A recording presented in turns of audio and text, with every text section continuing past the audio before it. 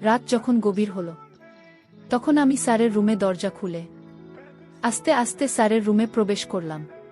স্যারের রুমে প্রবেশ করে স্যারের মায়াবী চেহারাটা খুব ভালোভাবে দেখতে শুরু করলাম। হঠাৎ করে অনুভব করলাম স্যার ঘুম থেকে উঠে স্যার তার নিজের রুমে আমাকে দেখে কিছুটা ভয় পেয়ে গেল।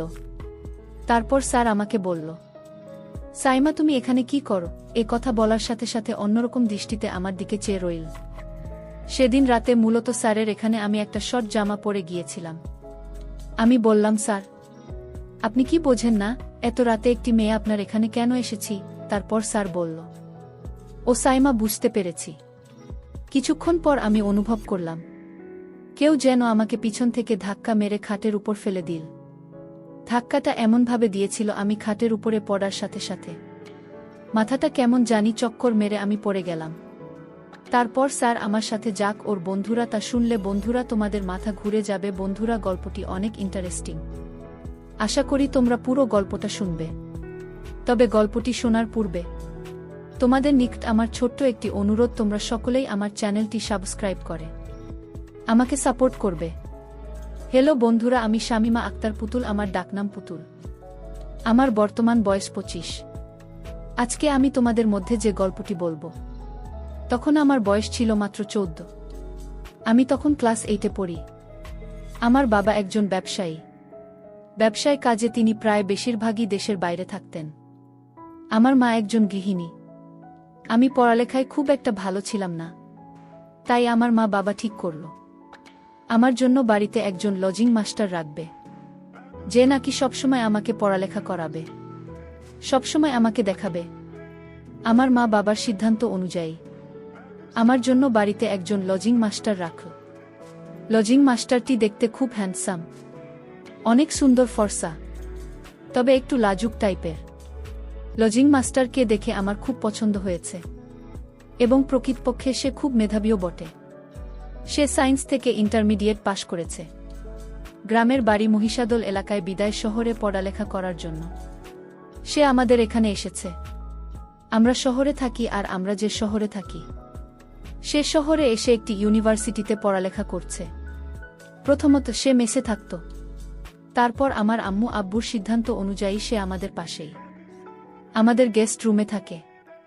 আমার আব্বু তো বাড়িতে থাকত না, ব্যবসার কাজে ব্যস্ত থাকত। আমাদের বাসায় কোনো পুরুষ লোক ছিল না। আমাদের বাসার লজিং মাস্টার কাজ ছিল আমাকে পড়ানো আর টুকটাক বাজার সদাই করা, আর তার নিজের পড়ালেখা। ওহো বন্ধুরা, তোমাদেরকে তো আমি আমার লজিং মাস্টারের নাম বলতে ভুলে গেছি। তার নাম হচ্ছে আদিলুর রহমান। অত্যন্ত সহজ সরল একটা লোক, কথা খুব কম বলে, কিন্তু প্রচণ্ড মেধাবী। যাই হোক বন্ধুরা, সে প্রতিদিন আমাকে পড়ায়। আমিও খুব মনোযোগ সহকারে পড়ি। আসলে তার পুরনো কৌশল অত্যন্ত চমৎকার ছিল। আমি দুর্বল ছাত্র ছিলাম, তারপরও আমি তার পড়ানোর কৌশল খুব সহজেই বুঝতে পারতাম। এইভাবে পড়তে পড়তে আমি প্রায়ই আমার লজিং মাস্টারের নিক 2 থেকে 3 মাস বললাম, মোটামুটি আমি অনেকটা এগিয়ে গেছি। তারপর এর ফলে কি বলবো তোমাদেরকে বন্ধুরা, আমার লজিং মাস্টারকে দেখে আমার খুব ভাল লেগে যায়। আর সবচেয়ে বড় কথা হচ্ছে আমি তারে এখানে 3 থেকে 4 মাস পড়লাম। এই 3 থেকে 4 মাসের ভিতরে আমি তাকে যতটুকু চিনলাম, সে কোনোদিন একটি সেকেন্ডের জন্য আমাদের দিকে বাজে নজরে থাকা হয়নি। আস্তে আস্তে কেমন করে যান আমি আমার লজিং মাস্টারের প্রেমে পড়ে যাই। কিন্তু আমি তো মাত্র ক্লাস 8-এ পড়ি, সে কি আমাকে গ্রহণ করবে? আর তাছাড়াও তাকে আমি বলতে দ্বিধা বোধ করছি, কারণ সে তো আমার চাইতে বয়সে অনেক বড়। যতই দেখছি তাকে, ততই তার প্রেমে পড়ে যাচ্ছি। কি করব বুঝতে পারছিলাম না। বয়স কম ছিল, তাই ভেবে পাচ্ছিলাম না কি করব। আবেগী মন ছিল তখন বন্ধুরা আমার।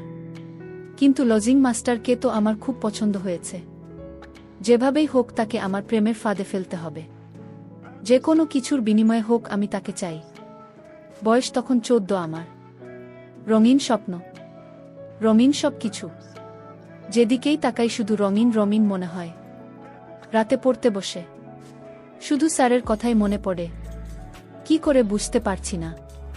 কিভাবে স্যারকে বলি, স্যারকে কিভাবে আপন করে পেতে পারি, এই চিন্তা করতে করতে হঠাৎ করে মাথার মধ্যে একটা আইডিয়া এলো। ভাবলাম স্যারের সাথে আমার এমন কিছু করতে হবে যাতে স্যার আমার প্রতি আকৃষ্ট হয়, আমার দিকে ভালোবাসার নজরে তাকায়, মায়া নজরে তাকায়। তাহলে হয়তো স্যারকে আমার পক্ষে দুর্বল করা সম্ভব।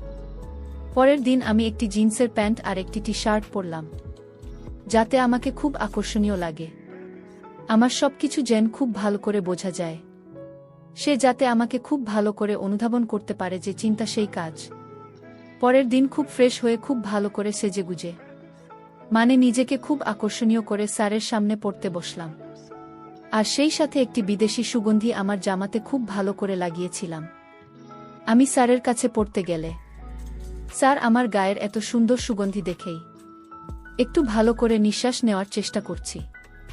আর আমি যে এত সুন্দর করে সাজুগুজু করে আমার আকর্ষণীয় সবগুলো যাতে বোঝা যায় এমনভাবে সাজগোজ করে গেলাম। তাদেরকে স্যার আমার দিকে হা করে তাকিয়ে রইল। আমি বললাম, স্যার কি দেখছেন? তখন স্যার একটু তো খেয়ে গেল। তখন আমি স্যারকে একটু মজা করে বললাম, স্যার দেখুন, একটু ভালো করে দেখুন আপনার রাজকুমারীকে, আপনি চাইলেই রাজকুমারের মালিক হতে পারেন, আপনার জন্য সকল দুয়ার খোলা। আমার মুখ থেকে এরকম ধরনের কথা শুনে সার্জেন একটু শরম ঘাবড়ে গেল। এত লাজুক টাইপের মানুষ আমি আমার জীবনে দেখি নাই। যাই হোক, সেদিন পড়তে বসে স্যার আমার দিকে অপলক দৃষ্টিতে মাঝে মধ্যে দেখলাম তাকিয়ে রইল। মনে মনে ভাবলাম, আমার ওর সাথে কাজ হয়েছে। এভাবে স্যারকে আমি আমার প্রতি আকর্ষিত করার চেষ্টা করছি, কিন্তু স্যার তার দিক থেকে ছিল খুব অটল। এভাবেই চেষ্টা করতে করতে প্রায় 3 থেকে 4 মাস চেষ্টা করলাম, তারপরও স্যারকে কোনোভাবেই আমার প্রেমের ফাঁদে ফেলতে পারি নাই। তারপর একদিন ভাবলাম, যেভাবেই হোক আমি আমার লজিং মাস্টার অর্থাৎ আমার স্যারকে আমার প্রেমে ফেলতে হবে কোনোভাবেই। যখন আমি আমার স্যারকে আমার প্রেমের ফাঁদে ফেলতে পারছিলাম না, তখন বাধ্য হয়ে একদিন গভীর রাতে স্যারের রুমে গিয়ে আমি প্রবেশ করলাম। আস্তে আস্তে আমি দরজা খুলে প্রবেশ করলাম। তখন আমার আব্বু আম্মু ভাই বোন সবাই ছিল ঘুমানোর অবস্থায়। স্যারের রুমে ঢুকে প্রথমত আমি লাইটটা অন করলাম। লাইটটা অন করে ঘুমানো অবস্থায় ঘুমন্ত মুখটার প্রতি খুব ভালো করে নজর দিয়ে অনেকক্ষণ চেয়ে রইলাম। আমি যখন স্যারকে দেখতে ব্যস্ত মায়ের নজরে অনেকক্ষণ ছিলাম। চেয়ে থাকার কিছুক্ষণ পর দেখলাম লাইটের এবং সে চোখ মিলিয়ে আমাকে দেখতে পায়। গভীর রাতে তার রুমে আমাকে দেখে সে খুব ভয় পেয়ে যায়। আমাকে দেখে সে কাপা কাপা গলায় বলতে থাকে, পুতুল, তুমি এখানে কি করছো? যাও, এখান থেকে যাও। কেউ দেখে ফেললে আমার কলঙ্ক হয়ে যাবে, আমার বদনাম হয়ে যাবে। আমি বললাম, স্যার আপনি কি আমার মনের ভাষা বোঝেন না? আপনি কি আমার আবেগ বোঝেন না? আপনি কি আমার ভালোবাসা বোঝে না? এত রাতে একটি মেয়ে কেন আপনার কাছে এসেছে আপনি বোঝেন না, নাকি বুঝেও না বোঝার ভান করছেন? আর কত কষ্ট দেবেন আমাকে? আজকে যদি আপনি আমার ভালোবাসা গ্রহণ না করেন, তাহলে আমি আর এখান থেকে যাব না, কোনোভাবেই যাবে না। যা হবার হোক, আমি আপনাকে ভালোবাসি, মন থেকে ভালোবাসি। আপনি আমার অন্তরে জিতে গেছেন, আপনাকে ছাড়া আমার বাঁচা সম্ভব না। আমি অনেক চিন্তা করে দেখেছি, আমার মান সম্মানের চাইতে আপনি বড়। আপনাকে হারালে আমি শেষ হয়ে যাব। আমার মুখ থেকে এরকম ধরনের কথা শুনে স্যার শুধু হা করে তাকিয়ে রইল, কিছুই বলল না। কিছুক্ষণ চুপ করে থাকার পর স্যার আমাকে বলল, আচ্ছা সাইমা, তুমি এবার যাও, আমি বিস্মিত কালকে ভেবে দেখছি। আমি বললাম, না, কালকে না, আপনাকে যা বলার আজকে বলতে হবে, না হলে আমি এখান থেকে যাব না। আমার এই একঘেয়েমি দেখে স্যার আমাকে বলল, আচ্ছা ঠিক আছে শ্যামা, যাও, আমি তোমাকে ভালোবাসি, এবার তুমি যাও। আমি বললাম, না, আপনার মুখের কথায় আমি বিশ্বাস করি না। আপনি যে আমাকে ভালোবাসেন এর একটি প্রমাণ আমাকে দিতে হবে, নইলে আমি এখান থেকে যাব না।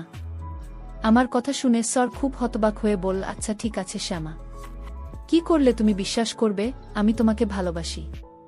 তারপর আমি বললাম, স্যার আপনি আমার সাথে আজকে রাতে একটি কাজ করতে হবে। যদি এই কাজটি করেন, তাহলে ভাববো আপনি আমাকে ভালোবাসেন। আপনি আমাকে কোনোদিন ছেড়ে চলে যেতে পারবেন না। তখন স্যার আমাকে বলল, কি কাজ চাই মা? কি করলে তুমি খুশি? তারপর আমি স্যারকে বললাম, স্যার এই গভীর রাতে একটি ছেলে একটি মেয়ে একাকিত্বে একটি রুমে কি চাইতে পারে তা আপনি বোঝেন না। স্যার আমাকে বলল, শ্যামা প্লিজ, আমার মাথায় এখন কোনো কাজ করছে না। কি চাও তুমি, আমাকে একটু খুলে বলো। আসলে আমার স্যার যে এত বোকা তা আমি কখনো কল্পনাও করতে পারি নাই। এত বয়স হয়ে গেছে, কিন্তু প্রেম কি জিনিস, আবেগ কি জিনিস, কিছুই তার মধ্যে নেই। আমি ভাবলাম এটাই তো আমার জন্য ভালো হলো। তার এখানে আমি আমার প্রেমের ফুল ফুটিয়ে তুলব, যেখানে রাজত্ব করব শুধু আমি একলা। তারপর আমি স্যারকে বললাম, ও স্যার, তাহলে আপনি কিছুই বুঝতে চান না? আপনি আমার সাথে কি করতে হবে তাই তো? আচ্ছা ঠিক আছে, আপনি আপনার মোবাইলটা দেন, আমি আপনাকে বুঝিয়ে দিচ্ছি। আপনি আমার সাথে এখন এই মুহূর্তে কি করলে আমি খুশি। তারপর স্যার বাধ্য ছেলের মত তার মোবাইলটা আমার এখানে দিয়ে দিলেন। আমি একটি সাইটে ঢুকলাম। ঢুকে গিয়ে আমি থাকি কিছু অন্যরকম ভিডিও ফুটেজ দেখালাম স্যার। এইসব ভিডিও ফুটেজ দেখানোর পর স্যার এর মধ্যে একটু অন্যরকম অনুভূতি আমি লক্ষ্য করলাম। তারপর স্যার আমাকে বলল, শায়মা তুমি এত কিছু জানো কিভাবে? আমি বললাম, স্যার আমি একটা উন্নত ফ্যামিলিতে বড় হয়েছি, আর দুনিয়ার এই সব কিছু আমি খুব ভালো করে জানি। আমার অভিজ্ঞতা আর এক্সপেরিয়েন্স দেখে স্যার তো অবাক হয়ে গেল। তারপর আমি স্যারকে বললাম, স্যার আর একটা মজার জিনিস পেয়েছি, প্লিজ স্যার এটা একটু দেখুন। স্যার এটা প্রথম 2-4 মিনিট খুব ভালো করে মনোযোগ সহকারে দেখুন। দেখার পর দেখি স্যারের অবস্থা একেবারে খারাপ হয়ে গেল।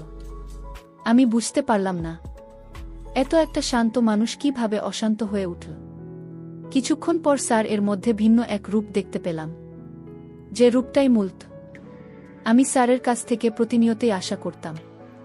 প্রথমত আমি ভেবেছিলাম স্যার হয়তো খুব সহজ সরল, সে খুব একটা বেশি বোঝে না। কিন্তু যখন তার পুরোপুরি অভিজ্ঞতাটা আমার এখানে প্রয়োগ করুন, তখন আমি বুঝতে পেরেছিলাম সে কত ভয়ানক, কিভাবে তছঞ্চ করেছিল আমাকে 1 থেকে 2 ঘন্টা। আসলে বন্ধুরা, আমার আবেগ একটু বেশিই ছিল। খুব কম বয়সে অনেক আবেগী হয়ে গিয়েছিলাম। প্রথমে ভেবেছিলাম আমি হয়তো অনেক শক্তিশালী, আমার সাথে স্যার হয়তো কোনোভাবে পারবে না। কিন্তু স্যার যখন আমার এখানে আক্রমণ আনতে শুরু করল, তখন আমি বুঝতে পারলাম তার আক্রমণ কত হিংসাত্মক, কত ভয়ঙ্কর, কত রোম্যান্টিক ছিল সে যখন তার পরিপূর্ণ পাওয়ার আমার এখানে প্রয়োগ করেছিল। তখন আমার কাছে মনে হয়েছিল আমার দম বন্ধ হয়ে যাচ্ছে। তবু আমি তার প্রেমের পূজারী ছিলাম। এইভাবে তার কাছ থেকে প্রথম দিন আমি আমার অধিকার আদায় করেছিলাম। তারপর থেকে তার এখান থেকে কিছুটা লজ্জা শরম কমে গিয়েছিল। বিশেষ করে আমার প্রতি। সে তো প্রতিদিন রাতে আমাকে খুঁজত, আমিও তাকে খুঁজতাম। শেষ পর্যন্ত 2টি দেহ ছিল, কিন্তু মন ছিল একটি। তাকে ছাড়া আমার কিছু ভাল লাগত না, আমাকে ছাড়া তার কিছু ভাল লাগত না। এভাবে চলতে চলতে তার সাথে আমার বারবার ঘনিষ্ঠ হতে হয়েছে। একটা পর্যায়ে গেল সে আমাকে ছাড়া একটা মুহূর্ত চলতে পারে না, আমিও তাকে ছাড়া একটা মুহূর্ত চলতে পারি না।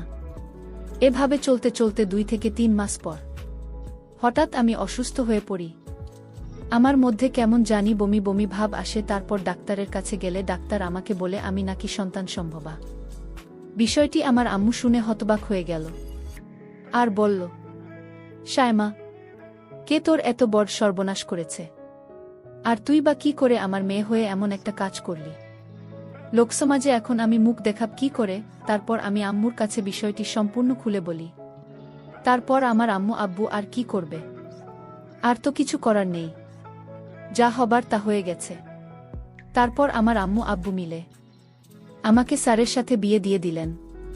কিছুদিন পর আমাদের ঘর উজাড় করে একটি কন্যা সন্তান জন্ম নিল। কন্যা সন্তান পেয়ে আমি, আমার স্বামী এবং আমার আত্মীয় স্বজন সবাই খুশি। সবকিছু মিলিয়ে বন্ধুরা, এখন আমি মোটামুটি সুখে আছি। কিন্তু মনের ভেতর কিছুটা কষ্ট। এত অল্প বয়সে আমি সন্তানের মা হয়ে গেলাম। সন্তানকে দেখাশোনা, সংসার দেখাশোনা, এক কথায় পরিবারের মধ্যে আমার জীবনটা বন্দী অবস্থায় কাটে। জীবনের সমস্ত স্বপ্ন, লেখাপড়া, চাকরি বাকরি সবকিছু মাটি হয়ে গেল শুধুমাত্র একটি ভুলের কারণে। যাই হোক বন্ধুরা, তো ভালোই আছি। তোমরা সকলে আমার জন্য দোয়া করবেন। আমার কলিজার বন্ধুরা, গল্পটি থেকে তোমরা কি শিক্ষা পেলে তা নিশ্চয়ই তোমরা কমেন্ট করে আমাকে জানাবে। বন্ধুরা, আজকে এই পর্যন্তই, আবারও আসব তোমাদের মধ্যে নতুন কোনো ভিডিও নিয়ে।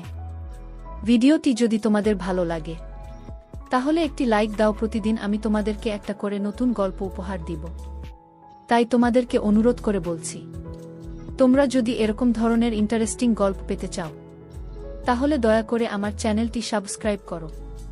পরিশেষে তোমাদের সকলের সুস্বাস্থ্য কামনা করি। ভিডিওটি দেখার জন্য তোমাদের সকলকে